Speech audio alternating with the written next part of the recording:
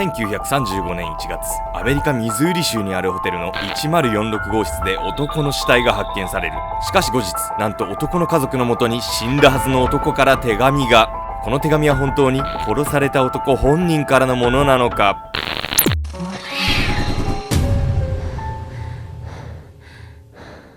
はいどうも、アルゴメトリのケンちゃんです。お待たせ、みんなのアイドルやみやみこというわけで今回は未解決事件シリーズ。本日ご紹介するのはアメリカのあるホテルの1046号室で起きたとある事件なんです。まあね、これ要は殺人事件なんですけど、次々手がかりが出てくるんですけど、その手がかりによって一層謎が深まっていくという、ようわからん事件なんですよね。1935年、アメリカのホテルの1046号室である男が死亡。以来約85年にわたり事件の解決を阻む多くの謎とは。1046号室の悲劇。1935年1月、アメリカミズーリ州にあるホテルプレジデントにある若い男性が一人でチェックインしました。不思議なことに彼は何の荷物も持っていませんでした。帳簿に記された彼の名前はロナルド・ T ・オーウェン。ホテルの部屋番号は1046号室でした。そしてその翌日、オーウェンは部屋で血まみれの姿で倒れているところをスタッフに発見されます。すぐさま救急車で運ばれますが、病院に到着する前に息を引き取りました。血まみれだったオーウェン。彼は明らかにひどい暴行を受けた様子でした。そのため警察は殺人事件の線が濃厚だと判断し、直ちに捜査を開始します。スタッフによると、オーウェンが部屋に入った時、彼はひどく怯えており、後で友達が来るから部屋のドアの鍵を開けておいてほしいと頼まれました。さらに夜に誰かと口論をしており、オーウェンがその相手のことをドンという名前で呼んでいることが判明しました。オーウェンはこのドンという男にやられてしまったのでしょうか。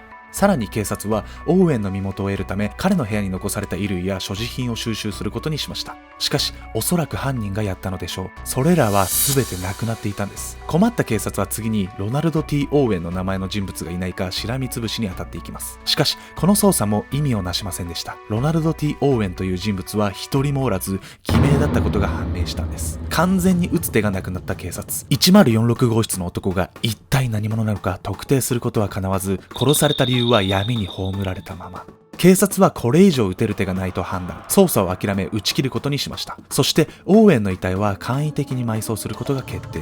しかしそのことを新聞で報じた時、事件が動き出します。警察に匿名の人物から一本の電話が来たんです。その内容はこのようなものでした。必要な資金を送るのでちゃんとした葬儀を行ってほしい。この内容を半信半疑に受け止めた警察ですが、後日その言葉通り本当にお金が小包で郵送されてきました。そしてその小包にはお金の他にバラの花束とメッセージカードが添えられていました。そのカードに書かれていたのは、永遠の愛をルイーズ。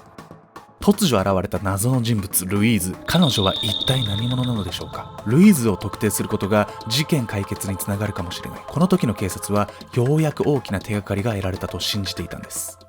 いやー、この事件ね、マジで謎が多いっすね。確かに全然わかんないよね。何がわかんないのかもよくわかんない。この事件の犯人の名前ももはやわかんない。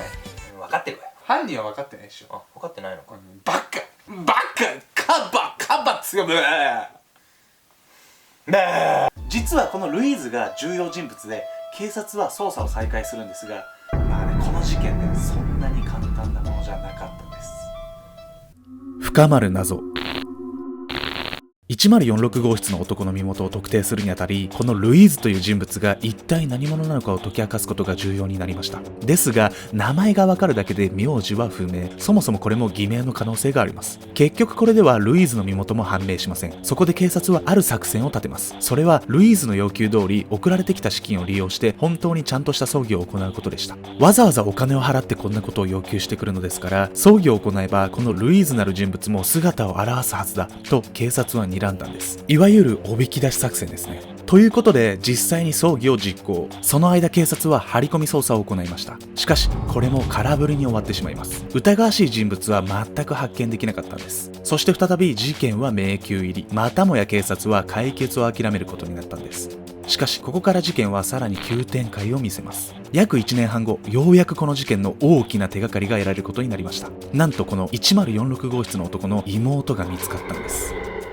いやもう妹が分かったならこっちのもんじゃない。男の身元が分かるわよこれ。いやそうなんですよ、ホテルで口論したっていう情報もあるんで、そこら辺のね調査をすれば、男にたどり着けるかもしれないっていうことなんですよね。まあそうよ、解決じゃない。まあね、でもね、実はね、この事件いろんなことが分かるにつれて、もっと謎が深まっていくんです。どうしてくれんのよ。またしても深まる謎。